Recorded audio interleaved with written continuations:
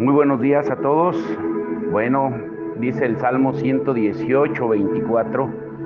Este es el día que hizo el Señor, nos gozaremos y nos alegraremos en él. Este es el primer día de la semana, es el domingo, el día que Dios estableció para llenarnos de él, para dedicarlo a él, para meditar en él, para dedicarle a él, como él lo estableció. Él mismo dijo, 6 días trabajarás y un día lo dedicarás a él. ¿Y por qué es el domingo? ¿Por qué celebramos el domingo, el primer día de la semana? Bueno, simplemente porque fue el día que él resucitó, dice la palabra de Dios, y ese día los discípulos también establecieron como día de reunión a partir de entonces. Y es una conmemoración que hacemos para celebrar la resurrección de nuestro Señor y Salvador Jesucristo. Así es de que por eso es este día, el día que Dios hizo. Nos gozamos, nos alegramos en él y por eso estamos celebrando el día de hoy. Ahora quiero comenzar haciéndoles una pregunta a todos los que están escuchando. ¿Cuál creen ustedes que es el principal problema del mundo? Tiene que ver con el tema que vamos a estudiar el día de hoy a través de la palabra. ¿Cuál creen ustedes que sea el principal problema del mundo? El principal problema del mundo, unos podemos decir, es la violencia, la inseguridad, la inflación, la decadencia, las guerras, los terremotos, las inundaciones. Podemos dar miles de respuestas, pero la peor crisis del mundo es la crisis de identidad, que no saben quiénes son, no saben si son hombres o mujeres, porque el diablo ha levantado una nube de confusión en la mente de la gente que le llaman ideología de género. Tenemos que entender cómo fuimos creados cada uno de nosotros. Génesis 1:27 dice que fuimos creados a semejanza de Dios, varón y hombre nos hizo. Y también, para entender un poco acerca del tema que trataremos, que por cierto es nuestra identidad en el mundo o en este mundo, tenemos que entender que lo primero que el diablo siempre va a atacar en cada uno de nosotros, independientemente de si eres hombre o mujer, si eres ministro, si eres creyente, si eres pastor o seas quien seas, va a ser tu identidad en Dios. Dice en Mateo 3:17 que cuando Jesús fue bautizado, los cielos se abrieron y se escuchó una voz en los cielos que decía, este es mi Hijo amado, en quien tengo complacencia. Lo primero que Dios Padre afirmó en el Hijo fue su identidad, en afirmarle quién era Él. Pero también, si seguimos leyendo en Mateo 4:3, cuando el Espíritu llevó a Jesús al desierto, lo primero que el enemigo le atacó fue la identidad. Si eres hijo de Dios, a ver, demuéstralo y haz que estas piedras se conviertan en pan. Lo que debemos de entender es que nuestra identidad es lo que siempre el enemigo va a querer atacar en cada uno de nosotros. Y grábense muy bien esto. Jesús vino a dos cosas. Número 1, vino a buscar y salvar lo que se había perdido. Y lo que se había perdido somos nosotros. Vino a buscarnos a cada uno de nosotros en Lucas 19:10. Pero para poder encontrarnos también vino al segundo punto, que es deshacer las obras del diablo, en Primera de Juan 3:8. Ahora, mientras la mayor parte de la gente en el mundo y la mayor parte de la iglesia hoy en día está tratando de llegar a ser como fue Jesús, la Biblia declara que ya somos como Él es en este mundo. En Primera de Juan 4:17 dice, como Él es, así somos nosotros en este mundo. Quiero preguntarte, ¿tú sabes quién eres en este mundo? ¿De verdad tienes muy clara tu identidad en este mundo? Jesús fue el siervo sufriente que se encaminó a la cruz. Pero Jesús está triunfalmente resucitado, ascendido y glorificado. En el Apocalipsis, la revelación de Jesucristo, Juan lo describe de esa forma. Dice que su cabellera lucía blanca como la lana, como la nieve, y sus ojos resplandecían como llama de fuego. Sus pies parecían bronce al rojo vivo en un horno, y su voz era tan fuerte como el estruendo de una catarata, en Apocalipsis 1, 14 y 15. Esa declaración, como Él es, así somos nosotros, va mucho más allá de lo que cualquiera de nosotros podría haber imaginado, especialmente si tenemos en cuenta la descripción del Jesús glorificado de Apocalipsis. Pero el Espíritu número 1 fue enviado específicamente con ese propósito, para que podamos llegar a ser conforme a la plena estatura de Cristo, como lo dice en Efesios 4:13. El Espíritu Santo vino con la misión suprema en el momento justo.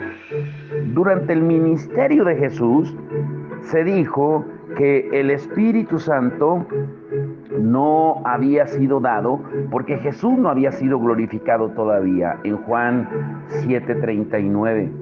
El Espíritu Santo nos consuela, nos da dones, nos recuerda lo que Jesús dijo y nos reviste de poder. Pero todo eso lo hace para hacernos como Jesús. Esa es su misión fundamental. Ahora, ¿por qué entonces el Padre no lo envió hasta que Jesús fue glorificado? Porque sin Jesús glorificado no hubiera habido modelo celestial de aquello en lo que debemos convertirnos. Teníamos que tener un modelo a seguir. Así como un escultor mira el modelo y le da forma a la arcilla, a su semejanza, el Espíritu Santo mira a Jesús glorificado y nos moldea a su imagen. Como Él es, así somos nosotros en este mundo. Ahora, la vida cristiana, escuchen muy bien esto, no se encuentra en la cruz, sino gracias a la cruz, porque es el poder de la resurrección de Cristo el que nos da la energía al creyente, a cada uno de nosotros. ¿Disminuye esto el valor de la cruz? Claro que no, porque la sangre derramada por el Cordero sin mancha limpió el poder y la presencia del pecado en nuestra vida. Ninguno de nosotros tenemos nada sin la cruz de Cristo, pero la cruz no es el fin, es el principio, la entrada en la vida cristiana. Aún para Jesús, la cruz fue algo que debió soportar para obtener el gozo al otro lado, como dice en Hebreos 12:2. Ahora, la gran mayoría del mundo cristiano todavía está llorando al pie de la cruz. La conciencia de la humanidad está fija en el Cristo que murió, no en el Cristo que vive y que resucitó. Las personas miran al Redentor que fue, no al Redentor que es. Supongamos, por ejemplo, que me han perdonado una deuda económica. Aún después de perdonar a mi deuda, no tengo nada, a menos que quien perdonó mi deuda me dé dinero que pueda considerar mío. Y eso es lo que Cristo hizo por ti y por mí. Su sangre limpió nuestra deuda de pecado, pero su resurrección es la que nos permite tener algo. Por eso dice en Juan 10:10 que Jesús vino a darnos vida y vida en abundancia.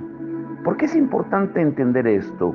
Porque cambia profundamente nuestro sentido de identidad y de propósito. Jesús se hizo pobre, se humilló a sí mismo para que nosotros pudiéramos tener una autoestima equilibrada. Sufrió las llagas para liberarnos de la aflicción, se hizo pecado para que yo pudiera ser hecho justicia de Dios, como dice en 2 Corintios 5:21. ¿Por qué entonces debería yo llegar a ser como Él fue, Si Él sufrió ya para que yo llegara a ser como Él es. Yo no le puedo agregar nada al sufrimiento que Él padeció por nosotros, ni por mí, ni por ti. En algún punto, la realidad de la resurrección debe entrar en nuestra vida. Debemos descubrir el poder de la resurrección para todos los que creen, como dice Efesios 1:20 y Efesios 3:20. Les voy a dar muchas escrituras. Ahora, uno de los mayores errores del mundo, y cuando digo mundo me refiero también a los creyentes, es el creer en una cruz falsa. ¿Qué quiere decir esto, el creer en una cruz falsa? Jesús dijo en Lucas 9:23 que tomáramos nuestra cruz diariamente y lo siguiéramos. También les dijo en Mateo 16:24, cuando les dio las instrucciones a sus discípulos: si alguien quiere ser mi discípulo, tiene que negarse a sí mismo, tomar su cruz y seguirme.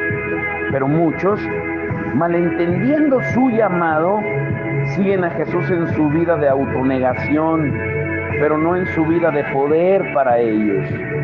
El camino de la cruz implica tratar de crucificar nuestra naturaleza pecaminosa, adoptando un quebrantamiento, pero muchas veces sin gozo, como evidencia de que estamos cargando la cruz.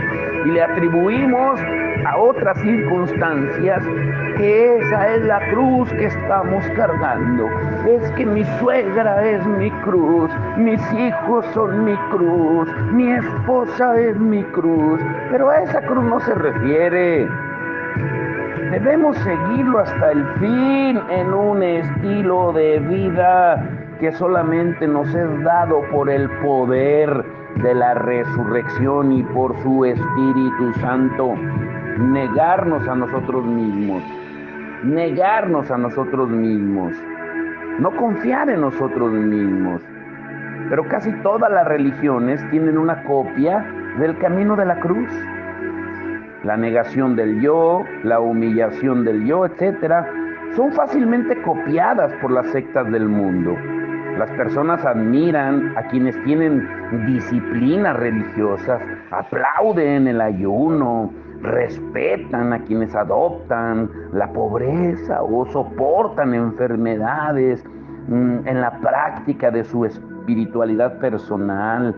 Cuando vemos que la gente va en las mandas cargando nopales y va de rodillas y sufriendo, caminando días y noches para tratar de encontrar a un Jesús que está crucificado en la cruz. Pero esa no es la cruz verdadera.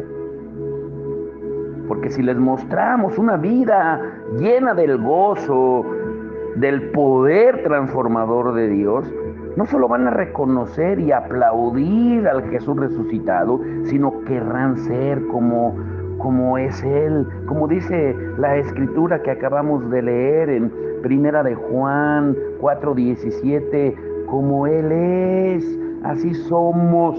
No dice seremos, dice que ya somos en este mundo. Entonces, ¿por qué estás esperando a morirte para vivir el gozo? Mientras esté en el mundo voy a sufrir. Eso no es lo que dice la palabra de Dios. Y grábense muy bien esto. La religión, ninguna religión, puede copiar la vida de la resurrección con su victoria sobre el pecado y el infierno. Lo diré de nuevo. Esto es profundo. Ninguna religión en el mundo, llámese como se llame, puede copiar la vida de la resurrección con su victoria sobre el pecado y el infierno. El cristianismo no se trata de religión, de repetir tradiciones y culturas. Se trata de vivir la vida del reino de Dios, que se haga su voluntad en la tierra como en el cielo. Quien toma su cruz o quien abraza una cruz inferior a la que Jesús dijo, constantemente estará lleno de sufrimientos autoinfligidos, conmiserándose, pobrecito de mí, pobrecita de mí. Pero esa cruz no podemos aplicarla a nosotros mismos. Jesús no se clavó él mismo a la suya. Escuchen muy bien esto, los cristianos que se dejan atrapar por esa imitación constantemente están hablando de sus debilidades. Y si el diablo no logra que nos interesemos por el mal, él tratará de hacer que nos concentremos en nuestra incapacidad y falta de valor, falta de autoestima. Y esto se ve especialmente en las reuniones de oración, donde hay personas que tratan de proyectar, hay un gran quebrantamiento delante de Dios, hasta cambian la voz. ¡Oh, excelentísimo Señor! Esperando así ganarse el favor de Dios. Confiesan viejos pecados una y otra y otra y otra vez, tratando de practicar una verdadera humildad, entre comillas. Ahora, yo también estaba en ese error. Yo pensaba que estar constantemente recordando mis faltas, ¡ay, Señor!, que eso era humildad, pero no lo es.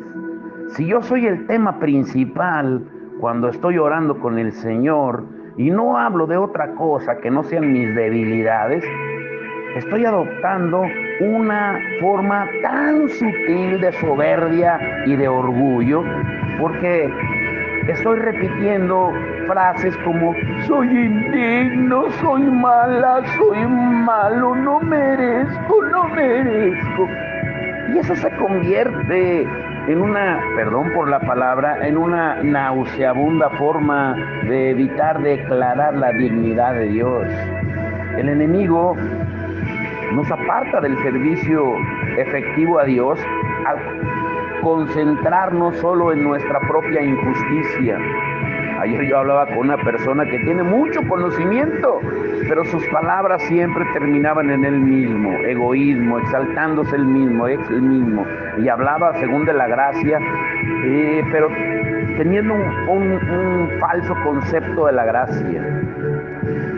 Ahora, cuando la introspección, cuando yo me estoy autoexaminando constantemente, hace que mi autoestima espiritual aumente, pero mi eficacia para demostrar el poder del Evangelio disminuye. Eso constituye una perversión de la verdadera santidad. ¿Por qué?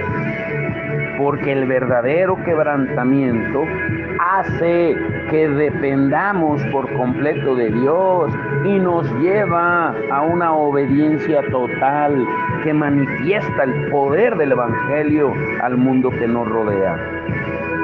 Ahora, ¿hay motivos impuros? Claro que sí. A muchos de nosotros nos ha costado evaluarnos a nosotros mismos. El problema es que nunca encontramos, si nos seguimos examinando, pues no vamos a encontrar nada bueno en nosotros. Y eso va a producir desaliento. Y eso nos va a hacer dudar y finalmente nos va a hacer caer en la incredulidad. Y podemos desarrollar la idea de que así podemos llegar a ser santos, autoflagelándonos diariamente. Y ay, soy malo, pero sí pidiendo las bendiciones y la gracia de Dios, la provisión de Dios. Pero lo único que estamos haciendo es demostrar una profunda preocupación por nuestros propios motivos egoístas. Ahora, puede soñar extraño esto, pero te quiero decir, no analices tus motivaciones. Esa no es tarea tuya. Tú esfuérzate por obedecer a Dios en todo lo que eres y haces. Dice en Colosenses 3:23, todo lo que digan y todo lo que hagan, háganlo como para el Señor y no para los hombres. Si tú estás fuera del foco en algún aspecto, es la tarea del Espíritu Santo mostrártelo. O sea, el único que te va a convencer del error, de pecado, de justicia, de juicio, es el Espíritu Santo. Jesús lo dijo en 1 de Juan 16:8. Ahora, yo quiero confesarles que después de muchos años, al principio de mi vida creyente o cristiana, de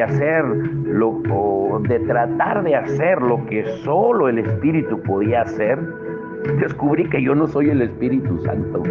Y muchas veces le queremos estorbar o nos queremos creer que somos el Espíritu Santo, creyendo que vamos a convencer a la gente o tratando de convencer a la gente. Por eso no predico, es que yo no estoy preparado, es que la gente no entiende. Ese no es tu problema. Yo no puedo convencerme ni a mí mismo de mi pecado si no lo hace el Espíritu Santo. Ahora, ¿significa eso que no vamos a enfrentar nuestras motivaciones impuras? Claro que no, porque Dios nos está demostrando que está interesado en señalar nuestra constante necesidad de arrepentimiento y cambio. Pero Él es el que tiene el reflector para señalar nuestras faltas y solo Él puede darnos la gracia para cambiar. Hay una enorme diferencia entre el creyente al que Dios escudriña y aquel que se ha vuelto introspectivo, que se examina él mismo. Dice la palabra que nos examinemos en la fe. Quien te señala tus pecados, tus injusticias, y quien te va a juzgar es el Espíritu Santo. Cuando Dios escudriña el corazón, Él va a encontrar cosas que Él quiere cambiar que tal vez para ti no sean importantes. Él nos da convicción porque se ha comprometido a liberarnos. Esa revelación nos debe de llevar a orarle al Señor. Ahora, escuchen muy bien. Yo creo que en su mayor parte la gente adopta un falso camino de la cruz porque ese no requiere fe. O sea, es fácil ver mis debilidades y las de los demás, mi propensión al pecado y mi incapacidad de ser como Jesús, confesar esa verdad, pues no requiere fe en lo más mínimo. Por el contrario, para hacer lo que Pablo ordena en Romanos 6:13, de considerarnos muertos al pecado, ahí sí necesito fe para creerle a Dios. Por lo tanto, cuando tú te encuentras más débil, es el momento para decir, soy fuerte. Tienes que estar de acuerdo con Dios a pesar de lo que sientas.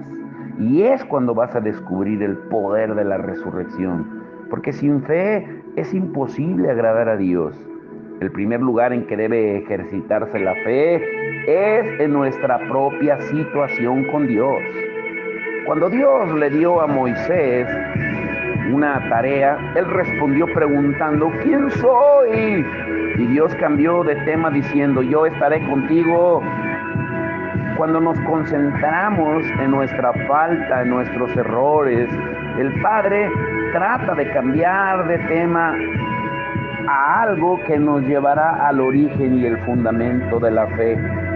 Él mismo, el noble llamado, siempre nos va a revelar la nobleza de aquel que llama. Fuera de Cristo, ninguno de nosotros somos dignos. Y es cierto que sin Él no somos nada, pero no estamos sin Él y nunca volveremos a estarlo. Ahora, una pregunta. Cuando comenzamos a medir nuestro valor con los ojos de Dios, ¿qué sucede? Bueno, si es cierto que el valor de algo se mide por lo que una persona paga por ello, pues debemos reconsiderar nuestro valor. Pero ¿alguna vez reconocemos lo que somos delante de Él? Ahora, no malentiendan esto. No estoy promoviendo la arrogancia ni la soberbia, pero no honraríamos más a Dios si creyéramos que realmente hizo las cosas suficientemente bien al salvarnos y que realmente somos salvos. Jesús pagó el precio más alto para que pudiéramos cambiar nuestra identidad. ¿Que no es hora de que lo creamos y recibamos los beneficios? Si no lo hacemos, nuestra seguridad se va a ver disminuida ante el mundo en estos últimos días. La valentía que necesitamos no es una autosuficiencia para creernos de que ya lo tenemos todo, sino la confianza que el Padre tiene en la obra de su Hijo en nosotros. Ya no es cuestión de cielo o infierno, porque ya no vamos a temer, porque estamos seguros en quiénes somos en Él. Es solo cuestión de cuánto pensamiento infernal vas a permitir que entre en tu mente celestial, porque recuerda que dice la palabra que tú tienes la mente de Cristo. O sea, dice Pablo en 2 de Corintios 10, 3 al 5, que derribes todo argumento, toda altivez que se levanta contra el conocimiento de Dios. La pregunta es, ¿lo estás haciendo? ¿Estás derribando esos argumentos que se levantan en contra del conocimiento de Dios? ¿No lo honramos más sus hijos cuando ya no nos vemos como pecadores salvados por gracia, sino como herederos de Dios? ¿Qué no es una mayor humildad creerle cuando dice que somos preciosos a sus ojos, aunque no nos sintamos preciosos? ¿Qué no lo honra más cuando nos consideramos libres de pecado, porque Él dijo que lo somos? En algún momento debemos elevarnos a la altura del llamado de Dios y dejar de decir cosas de nosotros que no son ciertas. Es tiempo de que ya no dejes entrar ningún pensamiento del diablo. Háblate más y escúchate menos.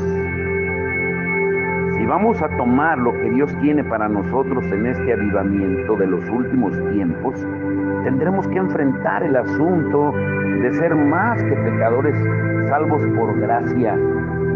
La madurez viene de la fe en la suficiencia de la obra redentora de Dios, que nos establece como hijos e hijas del Altísimo.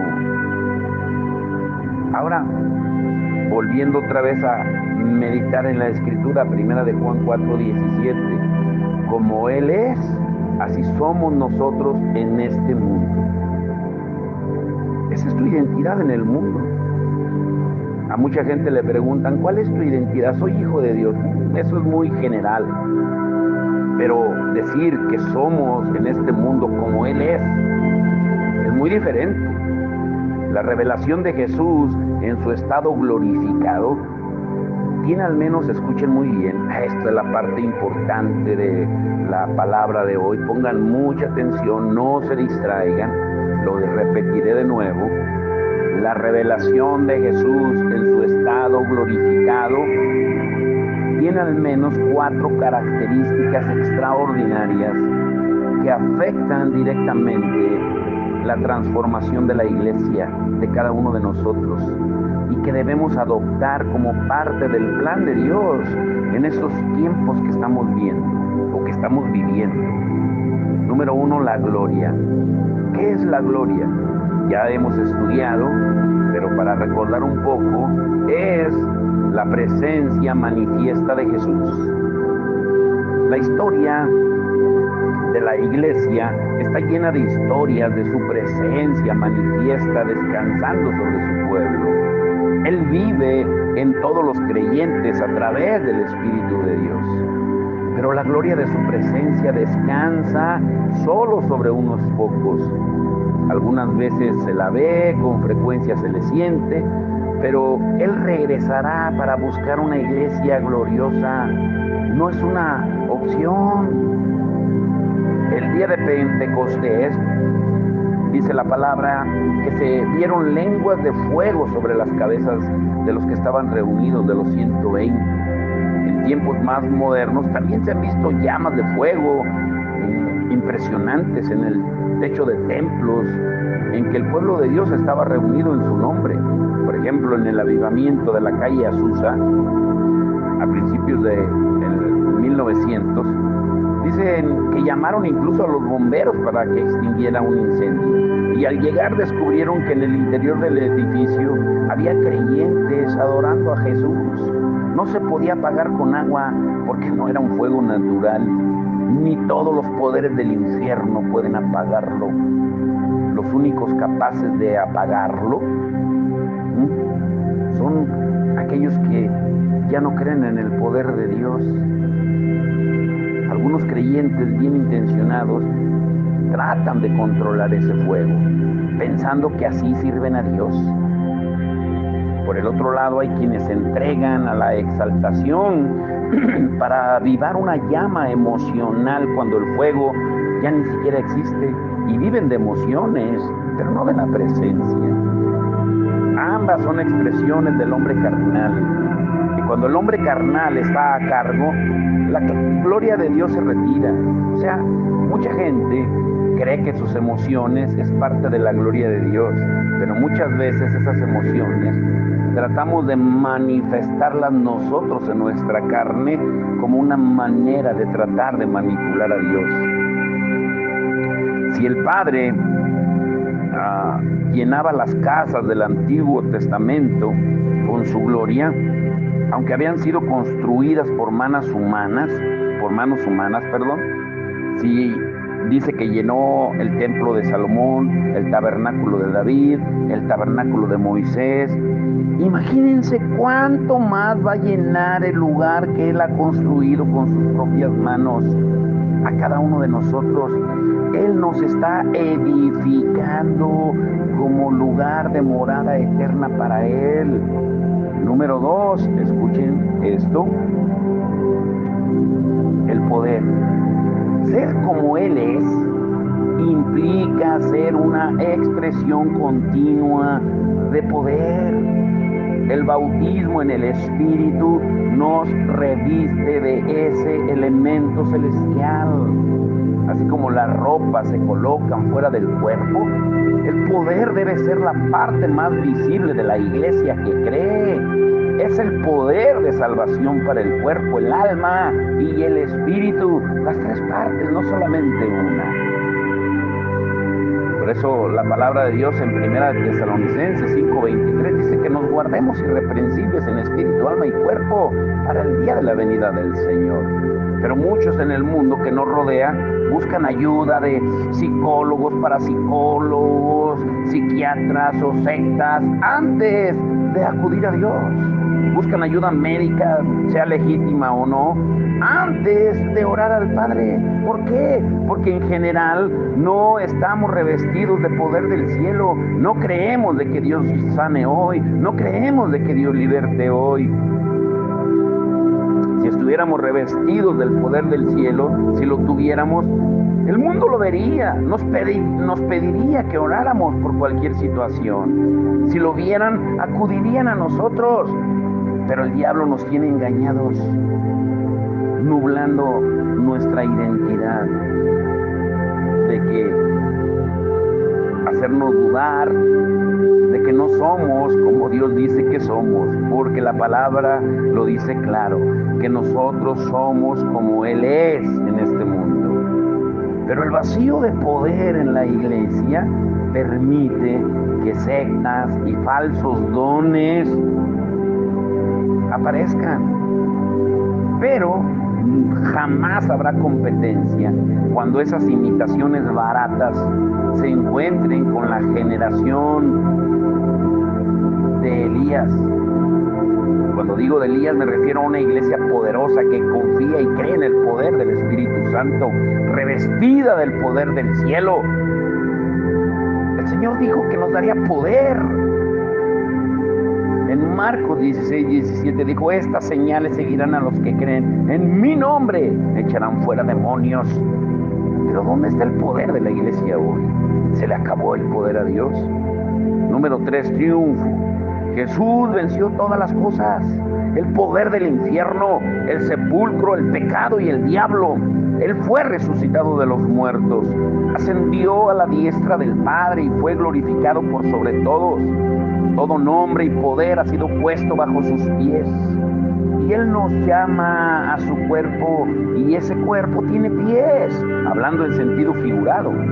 Él dice que la parte más baja de su cuerpo tiene autoridad sobre la parte más alta de todo lo demás.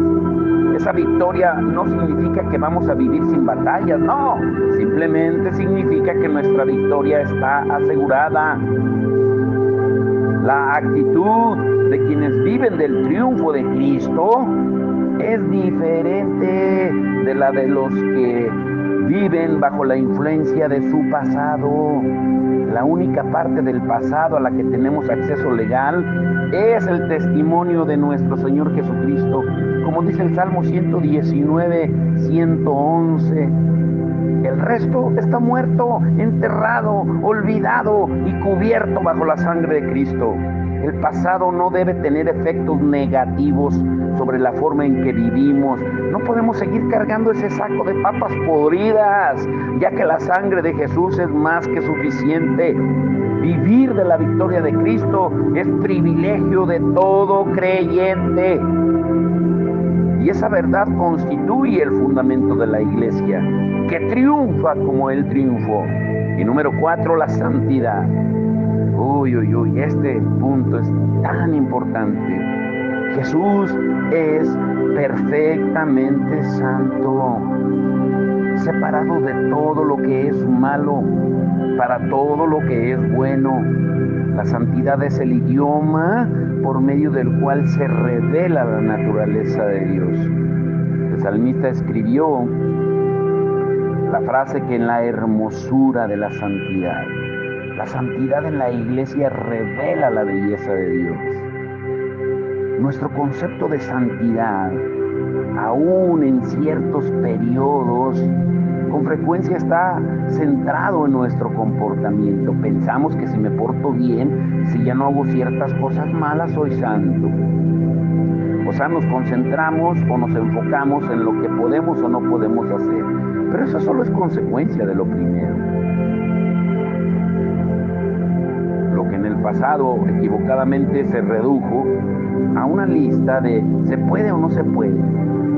Y pronto se convertirá en la mayor revelación de Dios que haya visto en el mundo jamás. ¿Cuál es? Darte cuenta de que tú eres portador del ser más santo de todo el universo, el creador de todo, el Dios omnipotente, de que tú eres un tabernáculo, una tienda, una casa donde habita el ser más maravilloso y hermoso del mundo.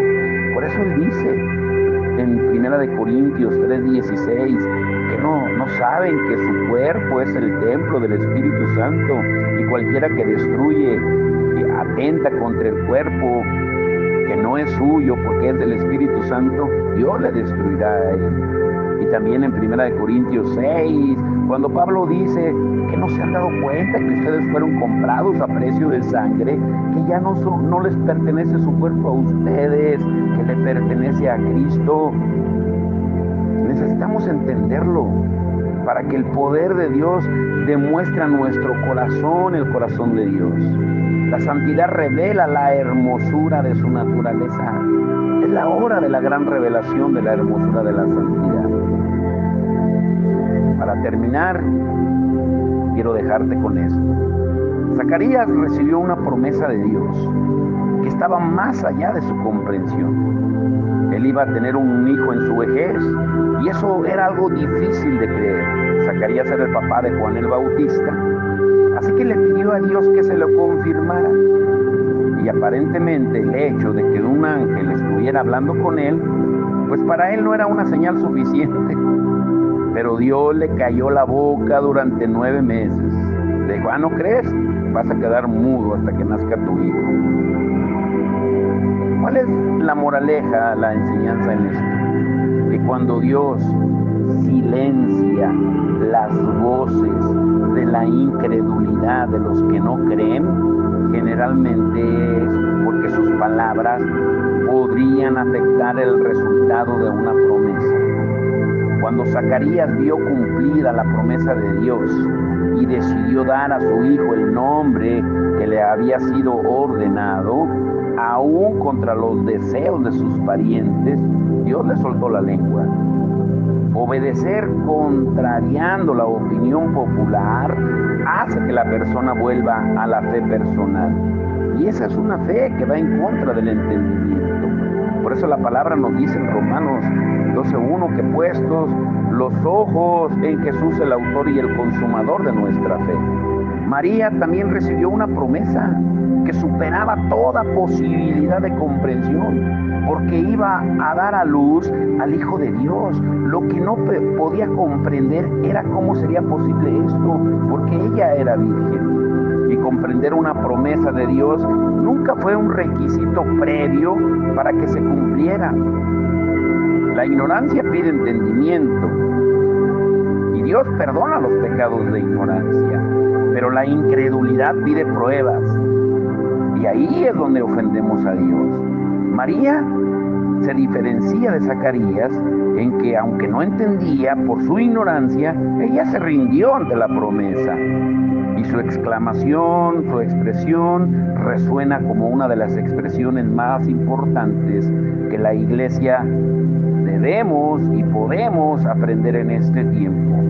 Hágase en mí conforme a tu palabra.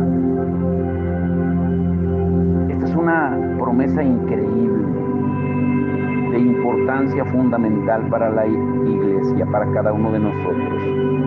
Pocas cosas hay que superen nuestra capacidad de comprensión, como la frase, como Él es, así somos nosotros en este mundo. Por eso tenemos la posibilidad de elegir. Podemos actuar como Zacarías y perder la voz, o como María, e invitar a Dios a restaurarnos las promesas que no podemos controlar. Esa identidad establece una seguridad de carácter necesaria para prepararnos para la guerra espiritual. El próximo domingo, durante la semana, estaremos hablando de cómo el cielo invade la tierra, hablando espiritualmente, pero el próximo domingo veremos cómo guerrear para invadir. Durante la semana nos estaremos preparando, porque necesitamos información para lograr el éxito en la guerra. Es tiempo de que tú te des cuenta que nuestra identidad en este mundo, Jesús ya nos la dio. Y Él dijo, como Él es, en 1 de Juan 4:17, como Él es, así somos nosotros en este mundo. Ya no vivas más autoflagelándote, autoconmiserándote, autolamentándote. Es tiempo de que te levantes y que sepas tu verdadera identidad. Padre, tú sabes, Señor, que jamás nos va bien cuando miramos hacia adentro de nosotros mismos. En el nombre de Jesús nos acercamos a ti, Señor, para pedirte, rogarte y para, Señor, decirte que ya vamos a dejar de hacerlo, dejar de autoflagelarnos. Confiamos en ti para que tú seas el que nos señales aquellas cosas que necesitamos ver. Darle lugar a tu Espíritu Santo para ya no interferir en lo que tu Espíritu Santo hace en cada uno de nosotros. Señor, prometemos permanecer en tu palabra. Tú dijiste que tu palabra es una espada de dos filos que penetra y parte los huesos, los tuétanos, los pensamientos, los divide el alma y el espíritu. En Hebreos 4:12, Señor. Te ruego, Señor, que la uses para cortarnos profundamente. Muéstranos aquellas cosas de nosotros que no te agradan, pero al hacerlo, por favor, danos la gracia para abandonarlas. Señor, también hoy venimos ante ti, a tu presencia, reconociendo que tú eres un fuego consumidor. Por Por favor, Señor, quema de nosotros las cosas que no te agradan. Derrite nuestro corazón hasta que llegue a ser como el de Jesús. Ten misericordia de nosotros, Señor. Hoy, Señor, a través de tu Espíritu Santo, queremos permanecer en comunión contigo y con tu pueblo. No estar separados, no aislarnos como lobos solitarios, porque tú dijiste que el hierro afila el hierro, que unja las palabras del amigo que nos reprende, de nuestra esposa, de nuestro esposo, que muchas veces parece que nos hiere, pero es para hacernos volver a la cordura, porque son las espadas que tú usas muchas veces. Que tú las uses cuando me resista a ti, Señor. Te ruego que utilices esas herramientas para moldear mi vida hasta que solo se vea Jesús en mí, Señor. Yo creo que tú nos has dado tu corazón y tu mente. Por tu gracia, Señor, somos nuevas criaturas. Queremos que esa realidad se vea en cada uno de nosotros para que el nombre de Jesús reciba la gloria y que el Espíritu Santo siga haciendo la función para lo cual fue enviado en Juan 16:14, glorificar a Cristo, que nosotros lo hagamos también. Padre, y en este día te damos gracias por cada padre. Hoy que se festeja, Señor, que sabemos que no seguimos tradiciones, pero aprovechamos la ocasión también para que tú reveles nuestra identidad y darnos cuenta de que ya tenemos un Padre, que no hay huérfanos en el reino de Dios. No existen los huérfanos en el reino de Dios, ni las huérfanas, porque tenemos a un Padre, a una Madre. Porque tu palabra dice que tú eres nuestro Padre eterno, y también tu palabra dice en Isaías que como la gallina junta los pollitos debajo de sus alas, así nos juntas tú como una madre. Tú eres nuestro todo, Señor, en este día, Señor. Quita toda tristeza, toda pena, Señor. Aquellos que necesitan un abrazo del Padre, y revélales su verdadera identidad. Te damos la gloria y la honra en el nombre de Jesús. Amén.